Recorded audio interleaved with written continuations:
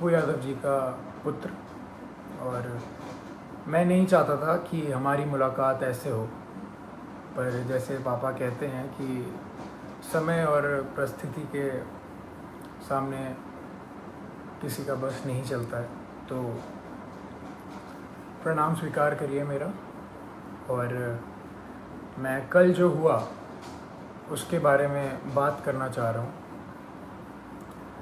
कल दो घटनाएं हुई, एक जो बिल्कुल नहीं होनी चाहिए थी और दूसरी के बारे में सोच के सुकून मिलता है।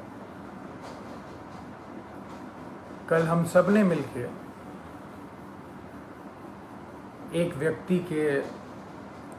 व्यक्ति के ऊपर अन्याय जो हुआ है,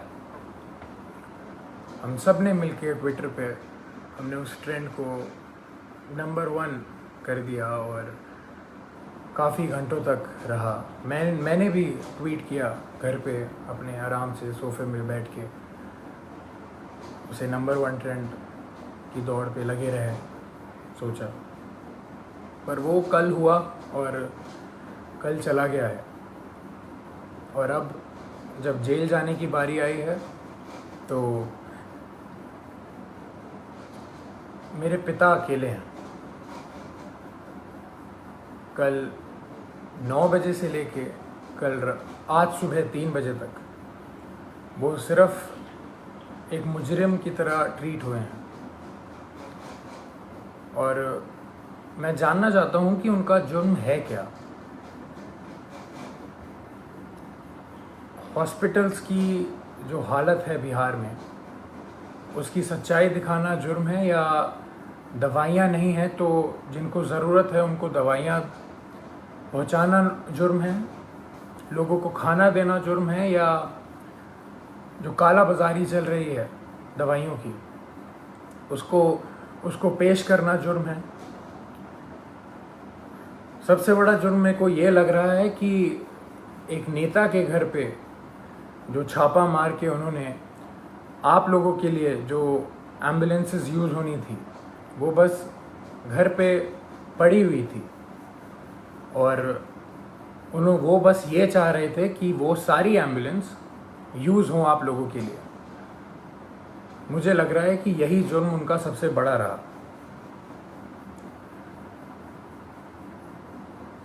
अपना परिवार छोड़ के उन्होंने बिहार के हर एक परिवार के लिए काम करना सही समझा। हर एक परिवार की एक भी पुकार अनसुनी ना जाए, उनका बस यही मकसद है। शुरुआत से मैं हर रोज़ बात करता था उनसे, कल के पहले तक हर रोज़, और बस एक ही चीज़ पूछता था मैं उनसे कि क्या आपकी तबीयत ठीक है। क्योंकि मैं भी घर पे बैठ के आराम से आप लोगों की तरह बस देखता था कि वो उनकी वीडियोस कि कभी वो कोविड वार्ड में जा रहे हैं, पेशेंट्स के बीच में जा रहे हैं, मुर्दा घर जा रहे हैं, या भीड़ के बीच में खाना दे रहे हैं, या कोई माँ उनसे गले लग के अपने बेटी या बेटे के लिए रो रही हैं। तो मुझे भी यही लगता था, या तो कभी किसी मुर्दा के साइड में खड़े हैं मुर्दा घर जाके, तो वो देख के मेरे को बस यही लगता था कि दूसरी बॉडी मेरे पिता की भी हो सकती है इस महामारी के कारण। और हमेशा जब भी मैं उनसे पूछता था कि पापा मास्क पहन रहे हैं या सैनिटाइज कर रहे हैं या कुछ ध्यान रख रहे हैं, तो वो कहते थे कि मुझे कुछ नहीं हो सकता, क्योंकि मेरे साथ पूरा बिहार है, उनका स्नेह है, उनकी दुआ है। और वो आज अकेले बीरपुर में पूरी रात नहीं सोए हैं और अकेले हैं, और जहां उन्हें रखा गया है वो बिल्डिंग किसी भी वक्त टूटने के दम पे है। और जब ऐसा व्यक्ति इतना काम करके, इतनी सच्चाई से काम करके अकेला पड़ जाए, तो बुरा लगने वाली बात है ये कि उन्होंने हर एक घर के लिए अपना घर छोड़ा है, अपने घर की जिम्मेदारियां छोड़ के आप सबके बीच रहने का संकल्प लिया, आप सबके लिए जीने के लिए संकल्प लिया। हमने कल बहुत बहुत साथ दिया उनका ट्विटर पे और किस पे नहीं, पर सिर्फ ट्विटर ही चीज़ नहीं रह गई है, सिर्फ नंबर 1 ट्रेंड होना ही नहीं रह गया है। जब ऐसा व्यक्ति अकेला पड़ जाए जो रात दिन सेवा करे लोगों की और लोगों के लिए ही जिए, अपना सब कुछ छोड़ के, अपना सब कुछ त्याग के। हम लोगों ने बोलते थे आ जाइए, आप वापस आ जाइए, ठीक नहीं है, रिस्की है, सही नहीं रहेगा, मगर उनका एक ही कहना था हमेशा कि बिहार के लोगों को मेरी ज़रूरत है और मैं बस वही कर रहा हूँ। अपने बारे में, अपनी जान के बारे में बिल्कुल ना सोचते हुए वो बस आप लोगों के लिए काम रात दिन करते रहे।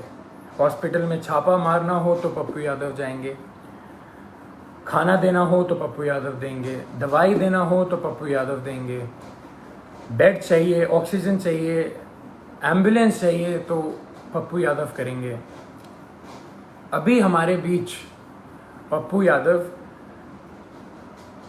कौन बनेगा? कहाँ से लाएंगे हम दूसरा? हम उन्हें अकेला इस टाइम पे नहीं छोड़ सकते। मैं बेटा हूँ इसलिए ये सारी बातें कर रहा हूँ, नहीं। अगर मैं सिर्फ एक बेटे की तरह सोचता तो शायद मैं उनको ज़बरदस्ती बहुत पहले घर बुला चुका होता, पर मैं एक नागरिक की तरह सोचूं तो बहुत बुरा लग रहा है। जो आदमी रात दिन एक करके सिर्फ दूसरों के लिए जिए और उसके साथ ऐसा अन्याय हो, ये बिल्कुल मंजूर नहीं है, ना हम लोगों को मंजूर करना चाहिए। मैं पहली बार आया हूँ आप सबके सामने और ये बिल्कुल भी एक्सेप्ट करने वाली चीज़ नहीं है जो हुआ है मेरे पिता के साथ। कल से हुए जा रहा है और अभी भी हो रहा है। बाढ़ का पानी हो, बाढ़ के पानी में चलना हो, या इस महामारी के टाइम पे हॉस्पिटल जाना हो, या भीड़ में जाना हो, या मुर्दा घर जाना हो, तो सिर्फ पप्पू यादव ही जाएगा। और जेल जाना हो तो सिर्फ मेरे पिता पप्पू यादव ही जाएंगे। ऐसा क्यों? ऐसा मैं समझ नहीं रहा हूँ, ऐसा हो क्यों रहा है? ऐसा होता क्यों है? हमेशा एक आदमी जब दूसरों के लिए जिए जा रहा है 2400 घंटे, तो जब उसको ज़रूरत पड़ती है तो वो हमेशा अकेला कैसे पड़ जाता है? हमेशा उसकी आंखों में आंसू रहते हैं हर एक काम करने के बाद। हम अकेले पड़ जाते हैं, उसका पूरा परिवार अकेले पड़ जाता है। हम क्यों अकेले रह जाते हैं जब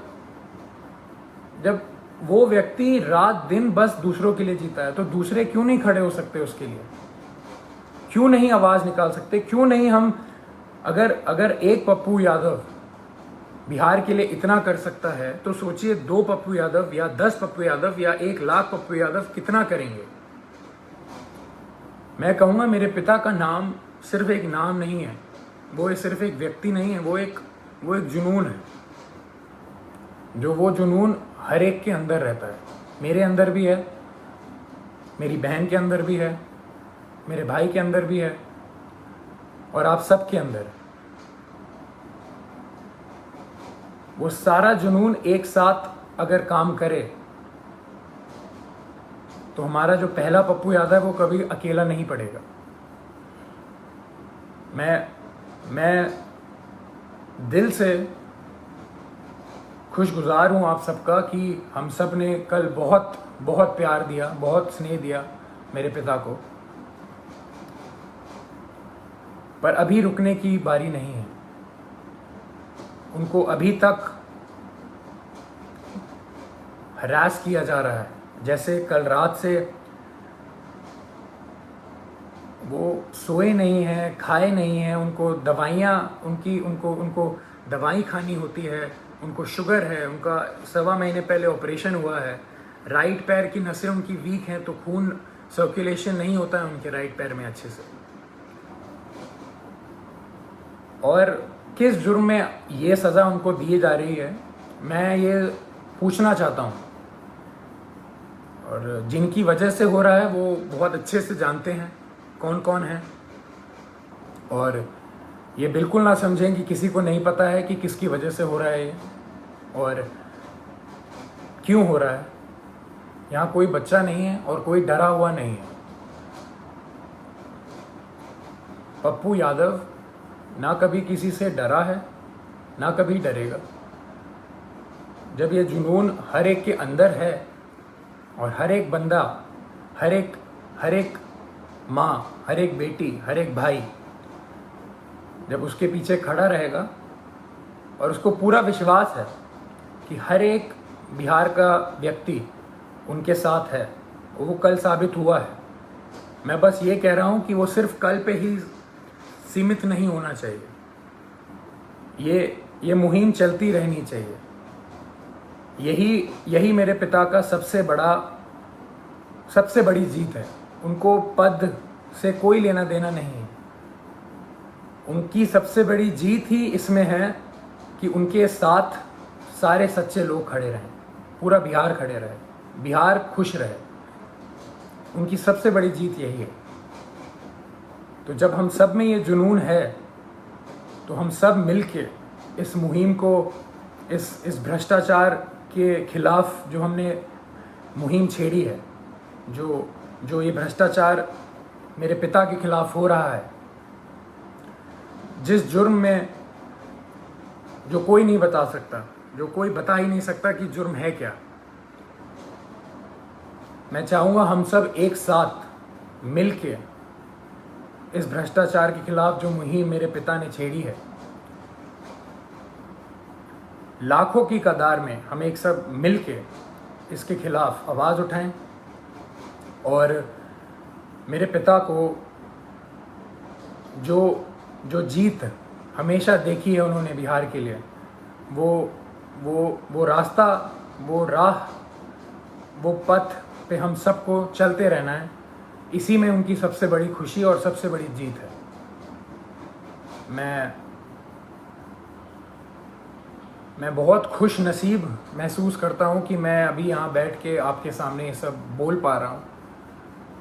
ये मेरे पिता का संघर्ष ही है जो इतना प्रेम उन्हें मिलता है, और उनके नाम की वजह से मैं यहाँ पे बैठा हूँ तो आप सबके बीच में मेरी आवाज़ जा पा रही है।